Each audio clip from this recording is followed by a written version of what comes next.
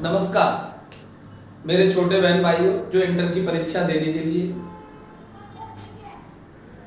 हैं, उनके लिए गौतम विद्यासागर एकेडमी लेके आया है एक बहुत ही धमाकेदार सेशन, जिसमें से पक्के होंगे आपके 3 से 4 क्वेश्चन 100%। ये मान लिए बोर्ड का विगत 10 साल से आया हुआ टॉपिक है, जो हर बार आता है, या तो थ्योरेटिकली आएगा या फिर उससे संबंधित न्यूमेरिकल आएगा। तो हम बात कर रहे हैं यहाँ पर, बिना विलंब किए स्टार्ट करते हैं फैराडे के नियम।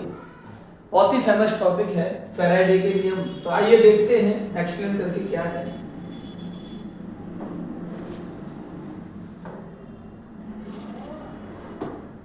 देखिए टॉपिक है आपका फैराडे के विद्युत अपघटन के नियम। क्या है? फैराडे के विद्युत अपघटन के नियम। इसमें क्या है कि एक साइंटिस्ट थे फैराडे। फैराडे का पूरा नाम है माइकल फैराडे। क्या है? Michael Faraday. इन्होंने 1833 में एक नियम दिया। उस नियम के इन्हीं के नाम से फिर उसको वो कर दिया गया। तो इसी नियम को इसका नाम दे दिया गया फैराडे के नियम, क्योंकि ये नियम माइकलसन फैराडे ने 1833 में दिया था। कभी कभार ये या तो कंपटीशन एग्जाम में या थ्योरेटिकल एग्जाम में इसकी डेट को पूछ लिया जाता है, तो इसलिए हमने यहां पर इसको मेंशन किया। तो देखिए फैराडे साहब ने क्या कहा। उन्होंने कहा अपने नियम में कि इलेक्ट्रोड पर निरपेक्ष या मुक्त, यानी जमा होना या वहां से हट जाने, निरपेक्षित या मुक्त होने वाले पदार्थ की द्रव्यमान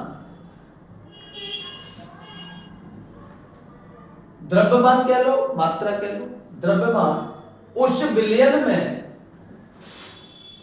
विलयन में प्रभावित विद्युत आवेश Q के समानुपाती होती है। यानी फैराडे ने कहा कि किसी इलेक्ट्रोड पर मुक्त निरपेक्ष, यानी आप जमा या मुक्त द्रव्यमान उसमें प्रभावित धारा या आवेश के समानुपाती होती है। यानी फैराडे साहब ने कहा किसी इलेक्ट्रोड पर निरपेक्ष या मुक्त होने वाला पदार्थ की मात्रा उसमें प्रभावित आवेश की धारा आवेश के समानुपाती होती है। यह बात उन्होंने बताई। तो आइए आज हम यह डिस्कस करते हैं एक ग्राफ के माध्यम से आखिर ये है क्या। तो देखिए मैं इसको यहां डिस्कस कराता हूं। मान लो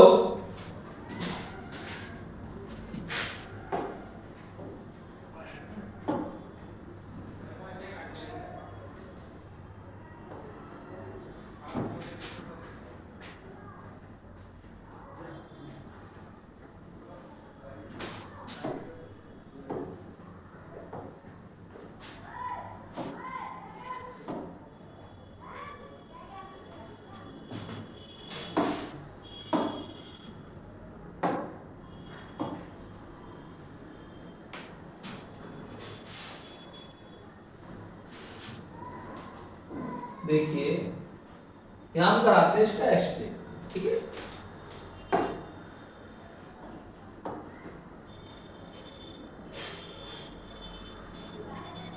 ठीक।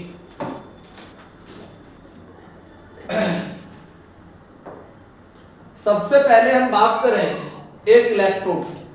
इलेक्ट्रोड बोले तो शेल, जैसे सपोज करो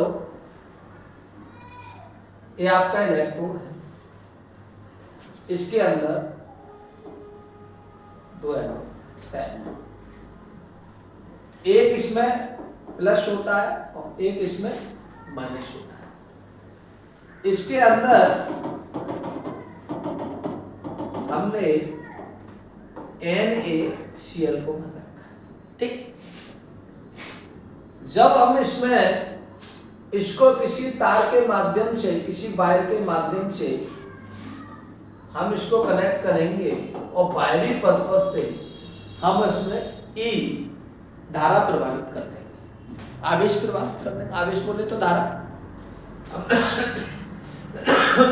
जैसे ही हम इसमें आवेश को प्रभावित करेंगे तो फैराडे साहब ने बताया ये जो हमारा वैद्युत अपघट्ट है, क्योंकि वैद्युत अपघट्ट का नियम है, तो वैद्युत अपघट्ट दो भागों में टूट गया, एक Na प्लस और एक Cl माइनस। यहां तक बात आई समझ? एक Na प्लस और एक Cl माइनस। तो जब ये टूटेगा तो देखिए मैं आपको फिनोमेना बताता हूं, ये पॉजिटिव कब हुआ और ये माइनस कब हुआ।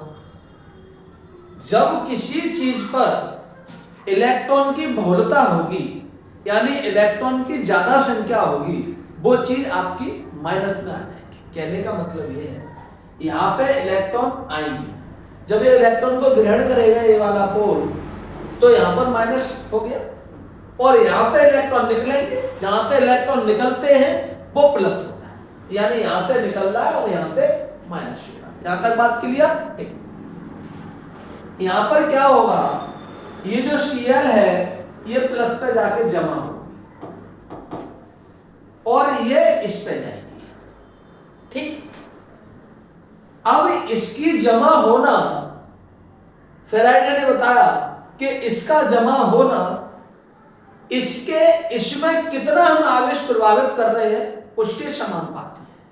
फैराडे की सीधी सी बात है कि जब हम किसी इलेक्ट्रोड पर बाह्य विद्युत आवेश देते हैं, वो आवेश देते हैं तो इलेक्ट्रोड के किसी एक पोल पर कोई चीज जमा हो या मुक्त हो, वो उसके दिए हुए एक्सटर्नल आवेश पर डिपेंड करती है, प्रोपोर्शनल, यानी डायरेक्टली समानुपाती।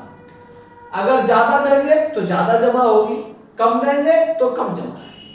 इस नियम के अनुसार, मैंने आपको लिख के ही बता दिया था, इस नियम के अनुसार अब इसको वेरीफाई करते हैं। वेरीफाई हम क्या करें, मान लो यहां पर W बार Cl जमा हो गया, कितना हो गया, W बार का Cl जमा हो गया यहां पर, तो मैंने मान लिया W प्रोपोर्शनल Q आवेश है। मैंने फैराडे ने बताया कि यहां पर जमा होने वाले जो पदार्थ की मात्रा है वो आवेश के समानुपाती है, तो आवेश के समानुपाती मैंने आपके उनके स्टेटमेंट के अकॉर्डिंग मैंने इस चीज को मान लिया। स्टेटमेंट के अकॉर्डिंग मैंने इस चीज को मान लिया कि आवेश उसके भार के समानुपाती है। अब मैं बात यह करूं, माना मैंने इसमें I आवेश और कितने समय तक दिया, T समय तक दिया। भाई मैं ये भी तो होगा, टाइम ड्यूरेशन भी होगा, मैं इसमें करंट कितने समय तक दे रहा हूं, तो मैंने क्वेश्चन बना लिया कि I करंट मैंने कितने समय तक दिया, T समय तक दिया। तो क्यों दिया, चूंकि Q इक्वल टू IT होता है, Q इक्वल टू IT होता है, धारा इंटू समय क्या होता है, धारा इंटू समय, ये Q बराबर होता है। इसलिए मैंने यहां पर, अब ये प्रोपोर्शन का साइन है, इस साइन को मुझे हटाना है, तो तो इस साइन को हटा के मैंने मान लिया कि सपोज करो यहाँ पे जेड मान लिया, इसको हटा के क्या मान लिया मैंने, जेड मान लिया, और क्यू की जगह पे मैंने क्या रख दिया, आई टी रख दिया। क्या रख दिया, आई टी रख दिया। अब मैंने माना कि आवेश मैंने एक आवेश आई है और आवेश की वैल्यू आई की वैल्यू मैंने मान ली 1 और समय t इक्वल टू मान लिया मैंने 1। दोनों की वैल्यू जब मैंने 1 मानी तो यहाँ पर w is equal to z into 1 into 1 is equal to w is equal to z। क्या है, w is equal to z। w is equal to z है। अब यहाँ पर z क्या है वो आप देखिएगा, z यहाँ पर विद्युत रसायन अपघट्ट। क्या है, z क्या है यहाँ पर, z है आपका विद्युत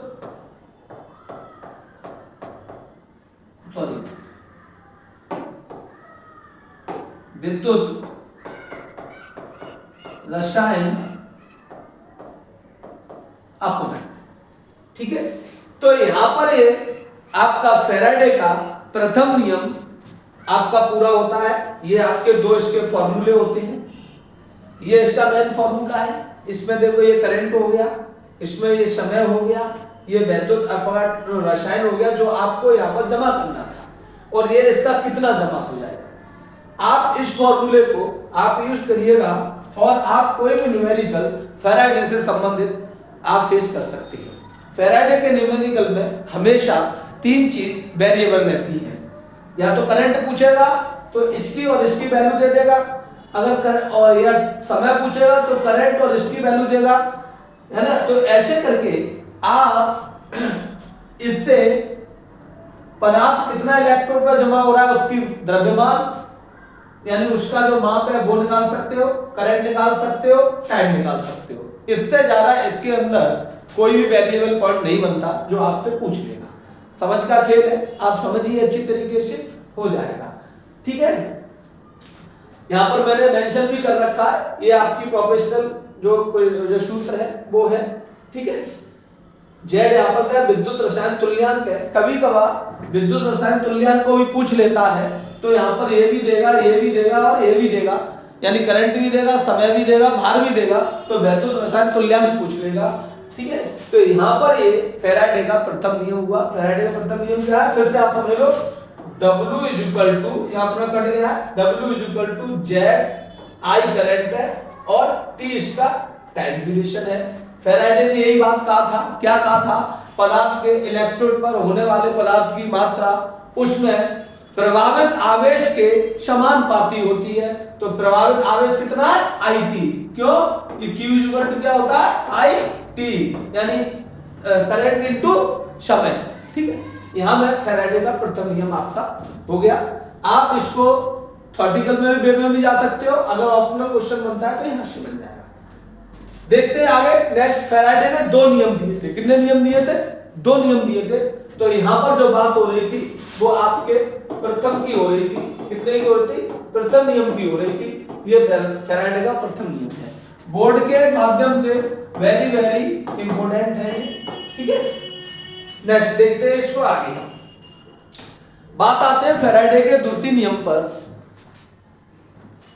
दूसरा जो नियम था फर्स्ट नियम से कोरिलेट है। तो पहले नियम पे उन्होंने बात पूरी कर ली और जो उनका पहला नियम सक्सेस हुआ तो उन्होंने आगे बात बढ़ाई। तो आगे जब बात बढ़ाई तो उस नियम का नाम दे दिया माने सेकंड नियम। सेकंड नियम में क्या कहते हैं फैराडे साहब, देखिए पहले मैं स्लाइड को कंपेयर करूं थोड़ा सा।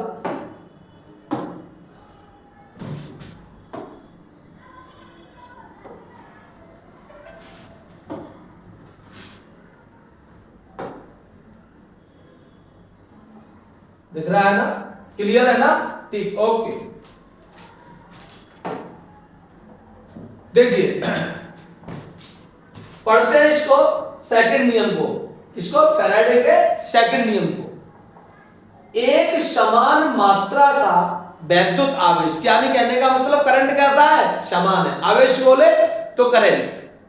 ठीक है, एक समान मात्रा का वैद्युत आवेश विभिन्न वैद्युत अपघट्ट, यानी अभी हमने जो फर्स्ट नियम था उसमें मात्र एक वैद्युत अपघट्ट लिया था, इसमें विभिन्न वैद्युत अपघट्ट है।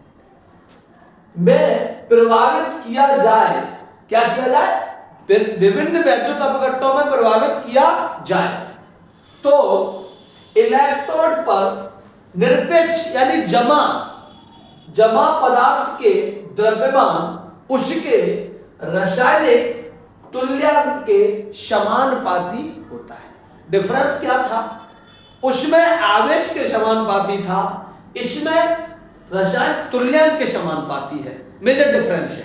कभी कभार क्वेश्चन भी आता है कि फैराडे के प्रथम नियम किस पे डिपेंड है, तो वो आपके करंट को समानुपाती करता है, आवेश को समानुपाती करता है, और सेकंड नियम आपके वैद्युत रसायन तुल्यांक को समानुपाती करेगा। आइए देखिए प्रैक्टिकल वे में इसको देखते हैं। यह एक बात कही है फैराडे साहब ने, विभिन्न प्रकार के वैद्युत अपघट्ट, तो मैं यहां पर विभिन्न प्रकार के वैद्युत अपघट्ट लेना चाहूंगा पहले। तो देखिए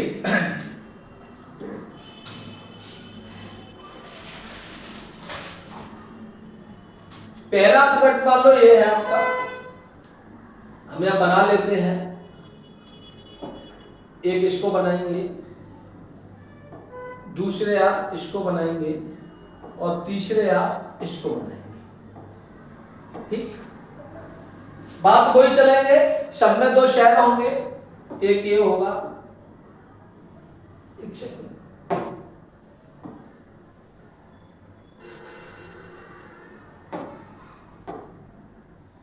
कलर चेंज कर देता हूं यहां शेल का,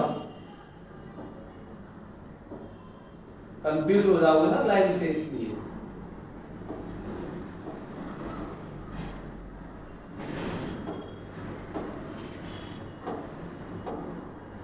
ये मैंने तीन आपके विभिन्न प्रकार के इलेक्ट्रोड बना लिया। आप 3 ले लो, 4 ले लो, 5 ले लो, डिफरेंट है। विभिन्न का मतलब यहाँ पर संख्या कांस्टेंट नहीं है कि एक लेना है, 2 लेना है, विभिन्न का मतलब कई ले सकते हो। तो मैंने यहाँ 3 इलेक्ट्रोड आपके लिए, पहला मैंने यहाँ पर लिया वो H2SO4 है, दूसरा कोई और ले लो, सपोज करो हम मान लेते हैं CuSO4 है, और तीसरा लेते हैं हम AgNO3। हमने सपोज करो यहाँ पर 3 इलेक्ट्रोड ले लिए, ये आपका भरा हुआ 3 चीजें लेनी हमने, ठीक, तरीका वही है। ये पॉजिटिव है, मैं कलर चेंज कर देता हूं इसका,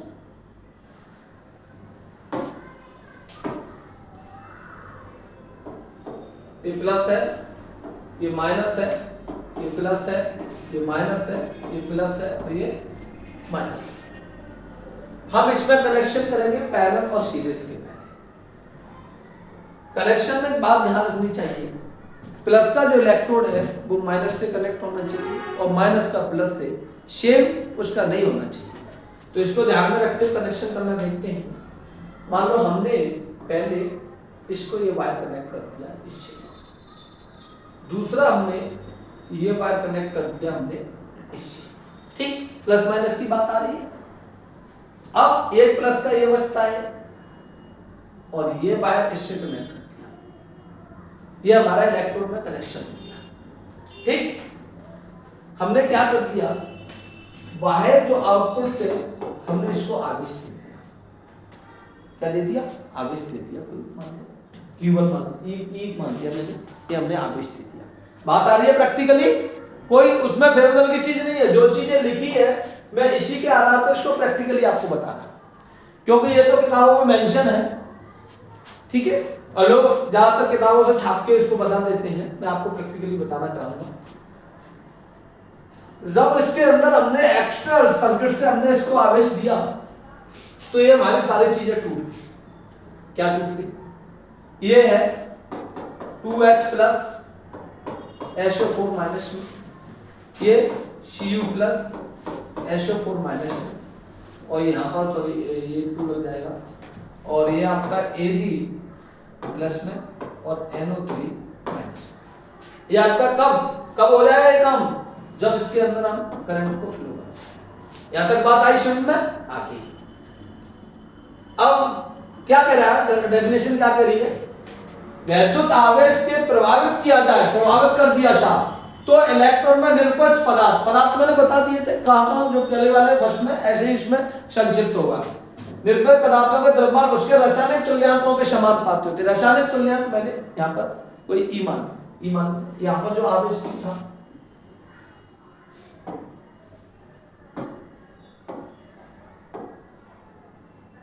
क्यों मान लिया था, इसको एक सेकंड में रिमूव कर दें। यहाँ एक्चुअली क्या है, दो चीज माननी है तो इसलिए हमें यहाँ पर क्यों मान। अब करते हैं इसका सॉल्यूशन कि ये आखिर ये फॉर्मूला आपका निकलेगा कैसे। तो सपोज करो कि इलेक्ट्रोड पर W पदार्थ जमा हो, कितना हो रहा है W, ये आपका W है, मैं कलर चेंज कर देता हूं,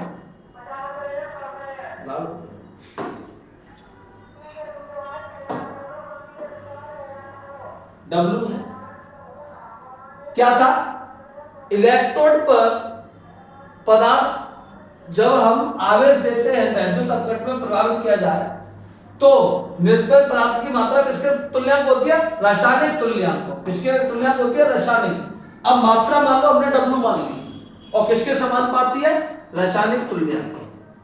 और रासायनिक तुल्यांक मैंने क्या मान लिया, E मान लिया। क्यों, मैंने इसलिए यहां पर बतला था कि यहां पे मेंशन कर रखा था एक कंडीशन था, तो ये आपका E मान लिया। अब सपोज करो ये आपका कांस्टेंट है, इसको हमें रिमूव भी करना पड़ेगा, तो हमने क्या कर लिया, W = KE मान लिया। ठीक, अभी मैं एक सेल की बात नहीं कर रहा, ये मैंने जनरली बात फाइंड कर ली। अब मैंने क्या किया, K की जो वैल्यू है, K क्या है, यहां पर एक स्थिरांक है, स्थिरांक है, और K की वैल्यू में 1 मान ले। जब K की वैल्यू 1 मारूंगा तो स्थिरांक 1 हो गया। सीधा सा मतलब ये है, K = निकालूंगा तो W/E आ। यहां पर मेंशन नहीं है कि पहला इलेक्ट्रोड है या दूसरा इलेक्ट्रोड है या तीसरा। This is the common phenomena. समझ में आ रहा है, समझिएगा।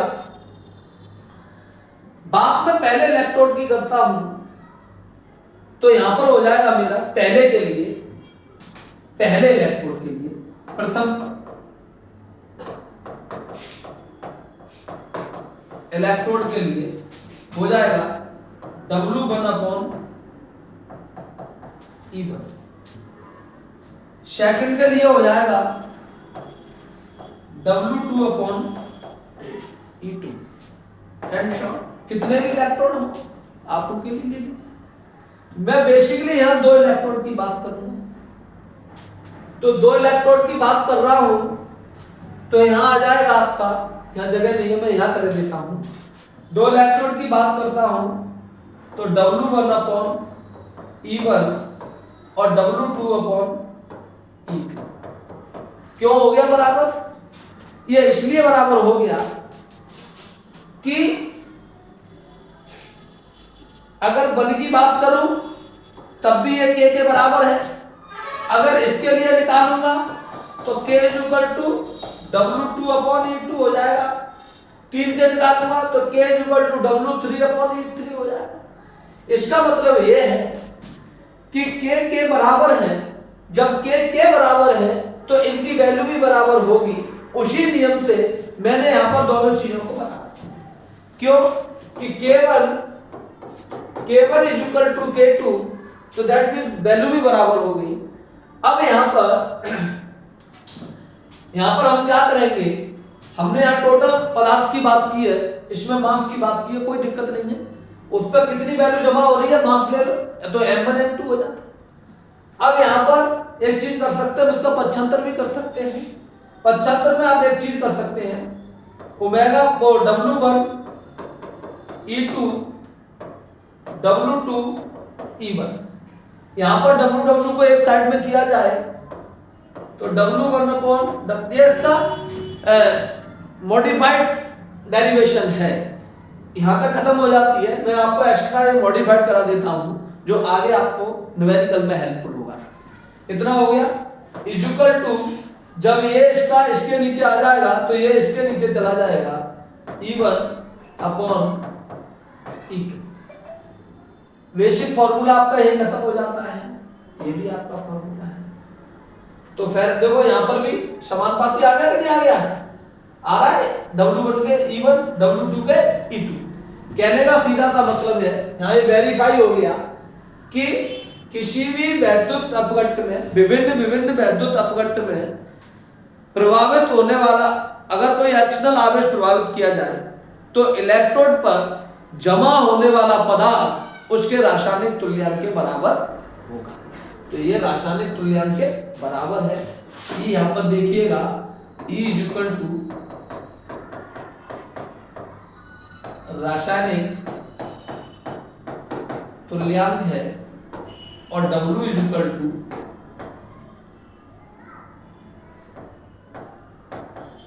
पदार्थ का भार। ठीक, मास कर लो या भार कर लो, आपको मास दिया है तब भी वही वैल्यू, मास की वैल्यू रख देना, यहां से मिल जाएगी क्वेश्चन के अंदर। क्वेश्चन में भार दिया तो मान लो W दिया।